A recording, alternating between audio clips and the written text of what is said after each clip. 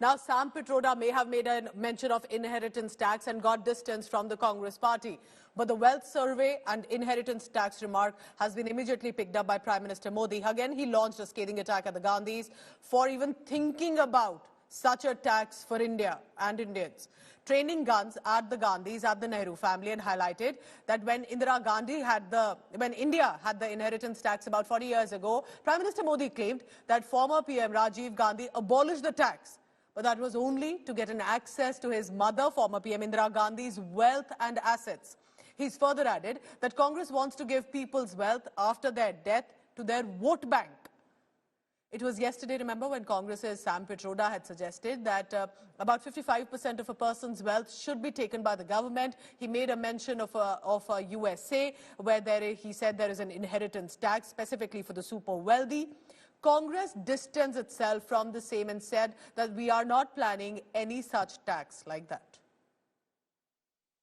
वो जीते जी तो छोड़िए, ये स्वर्गवास के बाद भी, मृत्यु के बाद भी आपकी जो बची हुई संपत्ति है, जो स्वाभाविक रूप से आपके बेटे बेटी को मिलनी चाहिए, वो भी आप नहीं दे पाओगे।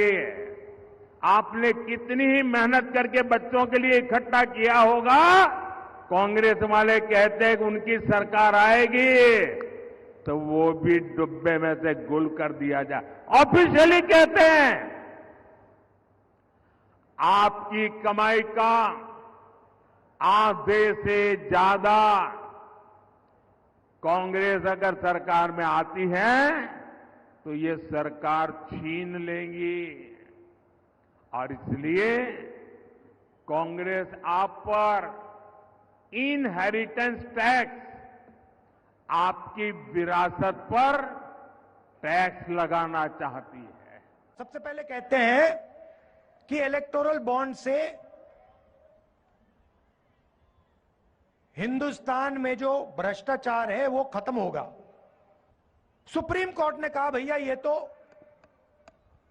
कानूनी नहीं है, इसको रद्द करो, और सुप्रीम कोर्ट ने उनकी स्कीम को रद्द कर दिया। सुप्रीम कोर्ट ने कहा भैया जिन्होंने आपको पैसा दिया उनके नाम दो और कौन सी तारीख पे पैसा दिया वो बता दो। किसी कंपनी पे सीबीआई की रेड होती है, कुछ ही दिन बाद वही कंपनी बीजेपी को करोड़ों रुपए देती है, सीबीआई की इंक्वायरी खत्म हो जाती है। जो सड़क पे एक्सटॉर्शन, गुंडे एक्सटॉर्शन करते हैं ना, हाँ, ये उन्होंने इंटरनेशनल लेवल पर शुरू कर दिया है। वो हमेशा यही बोलते हैं मजबूत इंडिया बना। कई के लिए भाई? तुम्हारे लिए। तुम तो डिक्टेटर हो, तू डेमोक्रेसी में विश्वास नहीं रखते। हमारे अच्छे संस्थाएं जो है तुम बिगाड़ रहे हो।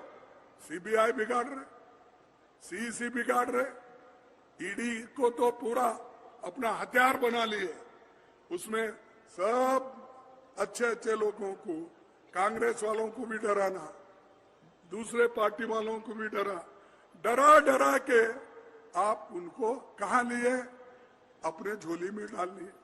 विरासत कर हमारे एजेंडा में नहीं है, और जो कोई कहता है कि हम विरासत कर लाएंगे, ये बिल्कुल गलत है। 1985 में नए नए प्रधानमंत्री राजीव गांधी जी ने उस विरासत कर को हटाया था, और 2014 और 2019 के बीच में अरुण जेटली जी, जयंत सिन्हा और बीजेपी के कई समर्थक, शुभचिंतक, बुद्धिजीवी ने विरासत कर का वकालत उन्होंने की।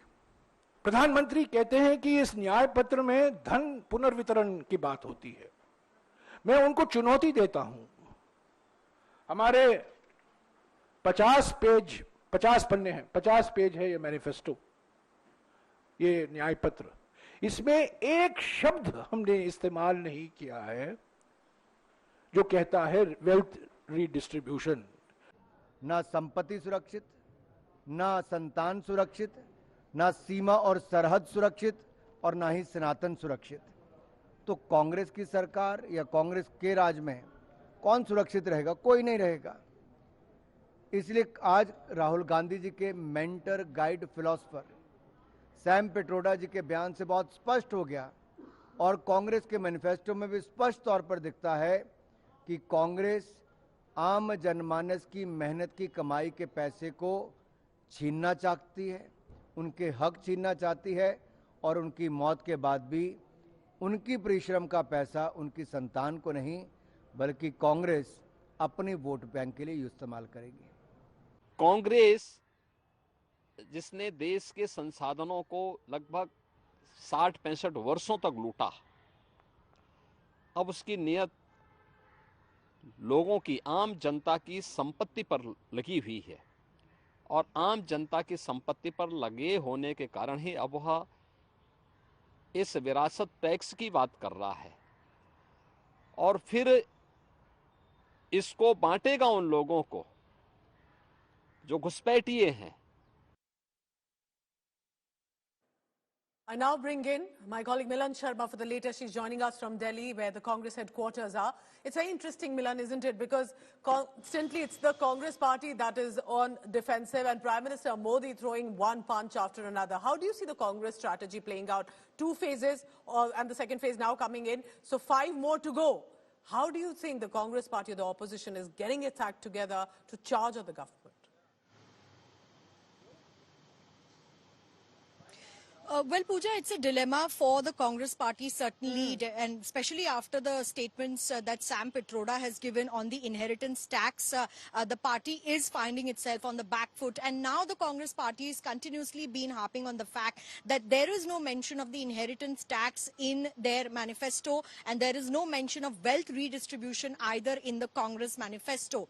But since the line has been picked up by Prime Minister Modi, the BJP's strategy has also been to corner the Congress party on the inheritance tax, which was earlier known as estate duty. Even though it was abolished by Rajiv Gandhi in 1985, the BJP has targeted the Congress party by saying that it was done so that Indira Gandhi's assets could be given to her grandchildren. And these are some published reports that the BJP is citing as, evidence. But the Congress party says that we had abolished it in 1985 because it costed more to the exchequer and the government to collect these sort of taxes from the rich at that point, and therefore it was abolished. Now, between the inheritance tax and the Mangal Sutra narrative, the Congress party will need to up its ante because, how they are going to convince the voters that this is not something that the Congress party is harping to do is what they are trying to, do at the moment. And the Congress saying continuously that this is not part of our manifesto. But they've also said that the Prime Minister is actually promoting the Congress's manifesto,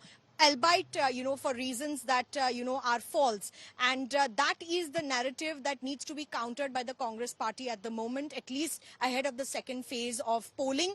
Of course, Rahul Gandhi in his campaigns has been talking about how 21 super rich billionaires have been created in India in the last 10 years. And that seems to be a problem where the distribution of wealth between the super rich and those that are in the upper middle class and lower middle class happens to be inequitable. They've not mentioned it in the manifesto, but of course the star campaigner has been talking about it in all his rallies across. Pooja. So is it the monopoly of the super rich, or are these the wealth creators that this new generation has in the country? Because it remains to be seen how the parties make that mention at this time. Milan, I appreciate you joining us for now, but stay on, because Prime Minister Modi has used this specific mention of the wealth survey and that it could possibly lead to, so to say, as he's using the word X-ray, quoting a Congress leader.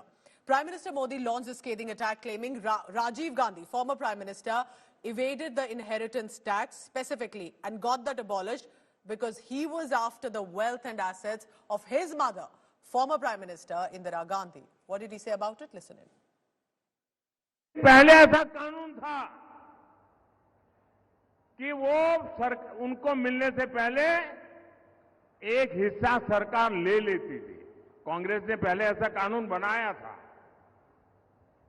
तब चर्चा थी और व्यापक रूप से चर्चा थी कि जब इंदिरा जी नहीं रही और उनके बेटे राजीव गांधी जी को ये प्रॉपर्टी मिलने की थी, लिख करके गई थी, तो अब सरकार को पैसा चला न जाए, प्रॉपर्टी को बचाना था, तो इन्होंने क्या कर दिया, उस प्रॉपर्टी को बचाने के लिए अपनी माता इंदिरा गांधी से मिले हुए पैसों को बचाने के लिए उस समय के प्रधानमंत्री श्रीमान राजीव गांधी ने अपनी संपत्ति बचाने के लिए पहले जो इनहेरिटेंस कानून था उसको समाप्त किया और खुद के पैसे बचा लिए। अब वहां मामला निपट गया, तो आज फिर सत्ता पाने के लालच में ये लोग वही कानून ज्यादा कड़ाई से वापस लाना चाहते हैं।